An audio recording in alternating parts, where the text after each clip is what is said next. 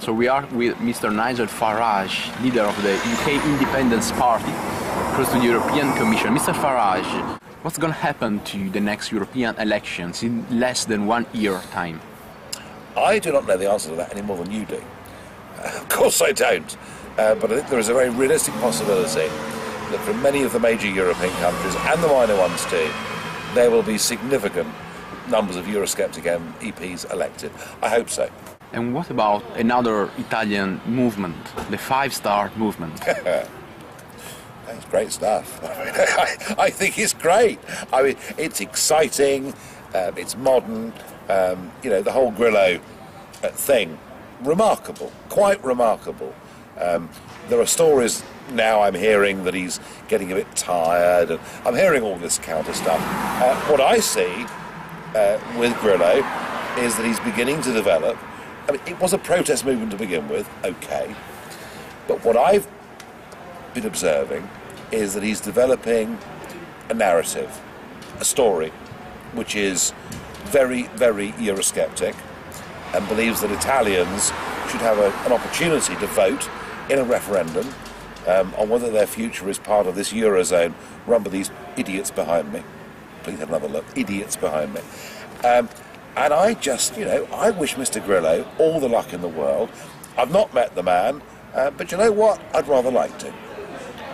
Would you like to be in the same political group with Mr. Grillo movement? That is taking this too far at this current stage, but I repeat, I'd like to meet Mr. Grillo and have a conversation with him. I think he's got something to offer the people of Italy that virtually nobody else has. Is this an open invitation to him? It is a complete open invitation given exclusively to you for the first time. Mr. Grillo, if you want to come to London for roast beef and Yorkshire pudding lunch and a pint of English beer, come and see me in August and let's talk about life.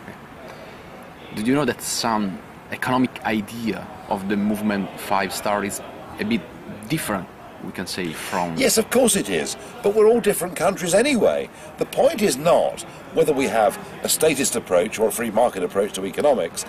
The real question here is, do we believe that we're nations? Do we believe that we should govern ourselves through the ballot box? And what I've read recently about Mr. Grillo's statements is that he appears to be moving in this direction of believing that Italy should be governed by the Italians, and I believe Britain should be governed by the British, and German by the Germans, and French by the French, and let's have a Europe of cooperation, let's have a Europe of trade, not one run by Mr. Barroso, Herman Van Rompuy, and the idiots behind me. What should the EU do? Break up the Eurozone, number one. Recognise that, without doubt, Spain, Portugal, Greece and Ireland could never have fitted. Have a debate about Italy. Well, I think the jury's still out, although I begin to think as time goes on, Italy can't survive inside the Economic and Monetary Union either. In the end, of course, nor can France and Germany. So break up the Eurozone, put to a referendum across the whole of Europe, to the peoples of Europe, in a free democratic way, what kind of Europe do we want? Do we want a Europe of trade, cooperation, or a Europe where these idiots behind me, unelected idiots, make all our laws? I think I know what the answer might be.